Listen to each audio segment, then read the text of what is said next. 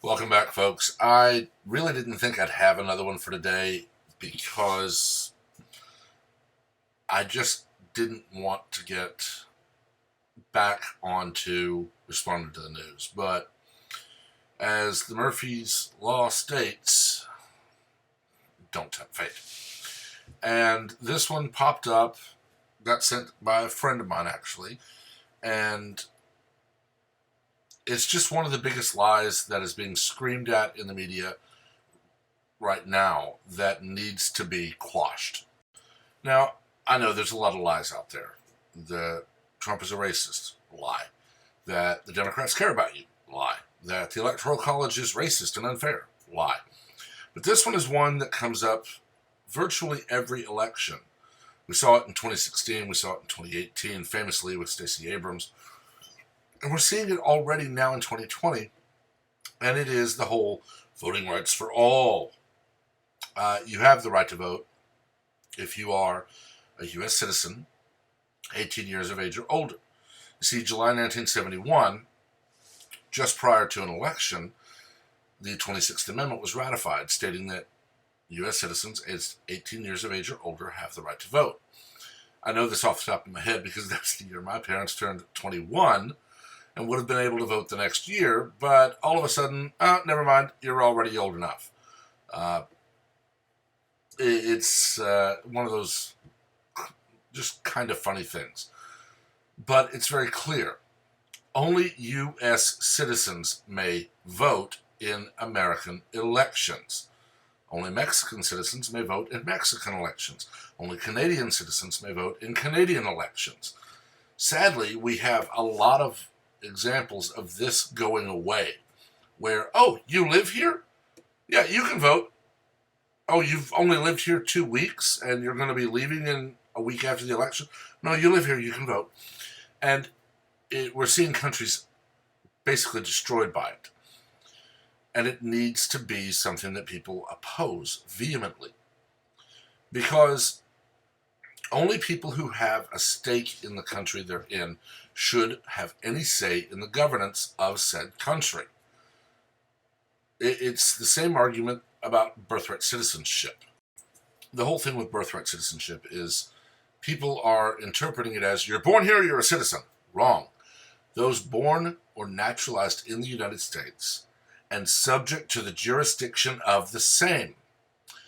My parents are American citizens, have been since birth because their parents were American citizens, and so on all the way back as far as I can trace. My great-grandfather on my father's side was not born in the U.S. He immigrated to the U.S. in the late 1800s, became a citizen, and thus his children were subject to the jurisdiction of the U.S. because he was, and therefore they were U.S. citizens. It's the same stupid argument. You're here, you're a citizen. You're here, you should vote. Wrong. You should be a citizen to vote. And you should be a citizen of the country your parents are citizens of. I mean, there are stories that I've heard where the parents are on vacation and the mother goes into labor early. The child is born here and all of a sudden is dual citizen until they choose the country at 18. It's bull. But the current lie being spread by Progress Texas is that Black Texans are advocating for voting rights for all. They're spreading the lie that Texas is violating American law by not letting American citizens vote, which is wrong. Texas requires voter ID. Voter ID is not racist. Voter ID is not sexist. Voter ID is not xenophobic. Voter ID is a common sense approach to American election law. You must prove who you are. Without voter ID, I could walk into my polling station and say I'm anyone and everyone that I want to. During early voting, I could go to a different polling station every day of early voting, giving a different name and address if I'm not required to show ID. This is not racist. I can remember in roughly 2005 or 6, while I was at community college, actually asking someone, okay, Texas requires voter ID, so let's make it a law that Texas will provide you transportation to the office, a free ID, and transportation back on your schedule. You notify the state when and where to pick you up, to take you to the office to get your ID. You get the ID free, and then they take you home. You're just a racist who wants everyone to be required to jump through hoops, was the exact response. I literally said, let's bend over backwards to get you a free state ID that proves you are a citizen of the state of Texas. And I was called racist. The reason is liberals have no defense against logic and facts. They have no defense against it's the law that you must be an 18 years or older U.S. citizen to vote.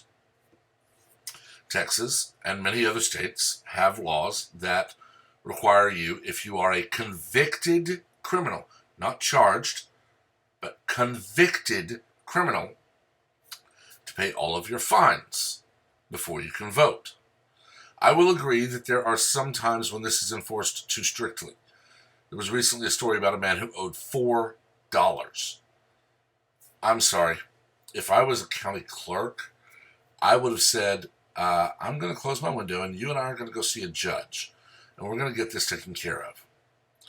If I was a county DA, I would have said, you owe me $4. I'm not going to spend the time and money to collect $4 because it's going to cost me at least $100 to collect it. But that's me. That's not county clerks who are paid far too little for what they do and worked far too hard. But it's the law. If you are imposed, if you have a fine imposed because of a criminal conviction, the law says pay it before you can enjoy certain rights because you broke the law. It's just that simple. But again, logic and facts don't come into this. Now, as always, this is going to be all over the liberal media. It's going to be all over social media. It's going to be everywhere and anywhere that this message can be screamed from the mountaintops to lie to you and lie to everyone they can lie to demand that Texas no longer require any proof that you are who you say you are, that you are a citizen, that you are 18 years of age or older, so that they can say, I'm black, I get to vote without it obeying the law, or I'm Mexican, or I'm Chinese, or whatever they want to say. It's race baiting at its ultimate end. It's literally, I'm not white, you can't ask me questions. And it needs to stop. I will admit, without any reservations, there are periods of history in the United States that are extremely dark and very upsetting to me. Okay? The Trail of Tears, slavery, the civil rights movement, and Jim Crow laws, and everything that involved. But I would also include affirmative action in that. Because anytime you tell someone they are either less valuable or more valuable because of a simple genetic twist of fate, you tell that person, oh, you're not worth my time. You're not worth my time to interview because I'm not going to hire you, or you're not worth my time to interview because I have to hire you. I tell a story where I worked for a company that literally told people, do not put your name, race, gender, or age on the application. Do not include a photo. Do not include a resume. Answer our questionnaire and nothing else. A young lady submitted the questionnaire containing an attachment, her resume, which included a photo, her race, her gender, and her age, and her name. She was contacted that very day and told, I'm sorry, you did not follow the rules, you will not be hired, you will not be interviewed. She sued and said that the company is racist. The judge asked her, so you did what they told you specifically not to do, and you're saying they're racist? And she absolutely said, yes.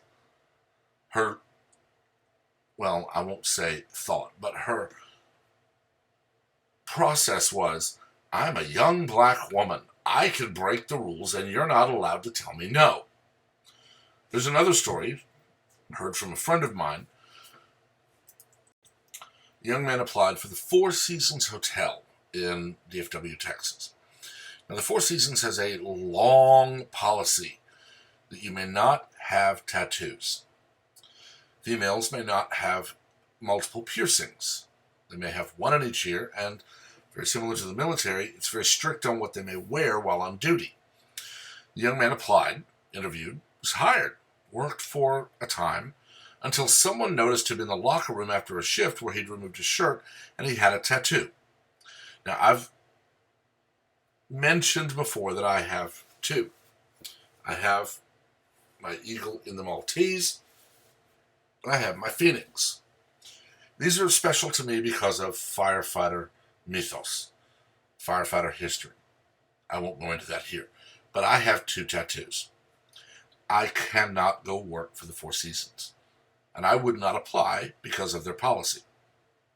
This young man sued because he said he was wrongfully terminated. The judge literally said, "You're telling me a policy that existed before I was born should be ignored because you want to work there?"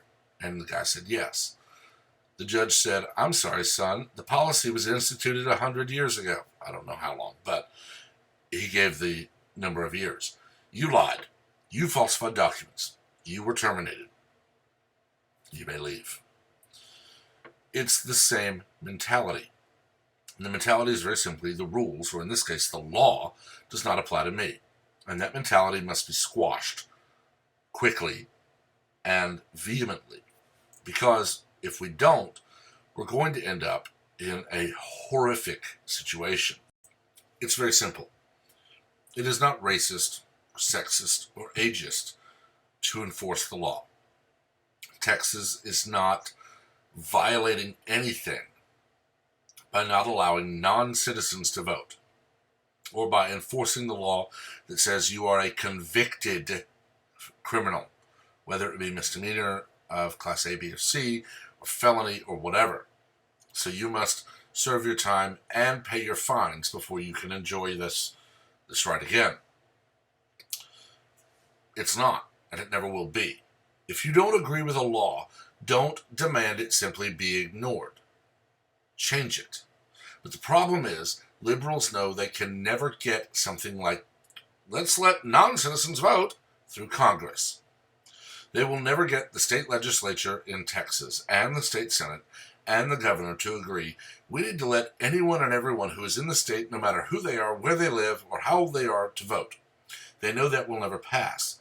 So instead they revert to the old tactic of lying and emotional manipulation.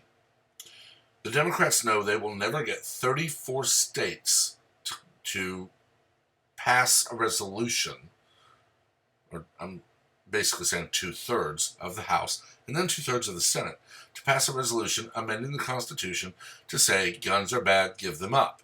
They also know 38 states will never ratify it. So they instead lie.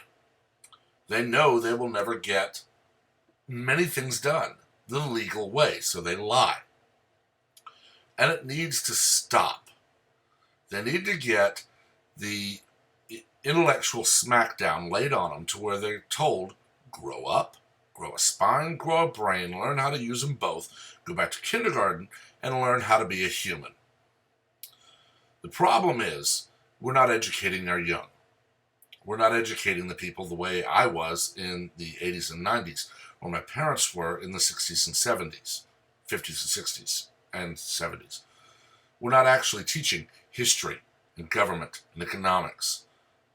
We're not teaching logic. We're teaching bullcrap. We're teaching the U.S. is a horrible racist country that instituted slavery and they were the whole cause of it. It's a bold-faced lie. Slavery existed long before the U.S. was a twinkle in anyone's eye. It actually still exists to this day in the Middle East. But because it is Islamic nations and Muslims holding slaves, the media and the education czars won't talk about it. They won't say that it was rival tribes in Africa conquering their rival and then selling their rivals off into slavery to take their land. They won't say that the slaves were sold all up and down the Americas and in other countries, because it goes against everything. Just like they won't tell you that asking for an ID to vote and proving you're a citizen to get said ID to vote is not racist. Thankfully, in Texas, at least for now, this is meeting the exact response it should, which is mockery and derision. People are smart enough to still say, no, sorry, it's not racist to ask you to obey the law. It's not racist to say, oh, you're not a resident of Texas, you may not vote in Texas. Oh, you're not a citizen, you may not vote. They point to arrests made in 2016 and 2018, and they scream, see, they just arrest brown people trying to vote. Wrong. It was proven that they were international citizens, mostly of Mexico. The citizens arrested were Democrat volunteers who were registering people at the border as they crossed from Mexico, or in border towns or very close to, where they were finding illegal immigrants and other immigrants and registering them to vote, lying to them, filling out forms in advance and just say, oh, just sign here. I don't know what else to say. I've talked long enough. Let me know what you think in the comments. As always, keep it civil. I really don't want to do a lot of these kinds of videos, but they do pop up. And I'm going to have a few, I'm sure. So make sure to like the video, subscribe, and turn on notifications, because as of right now, I'm not on a schedule. I still have my regular day-to-day, so you'll want to be able to get notified when something posts. Until next time, have a wonderful day, and I'll see you next time.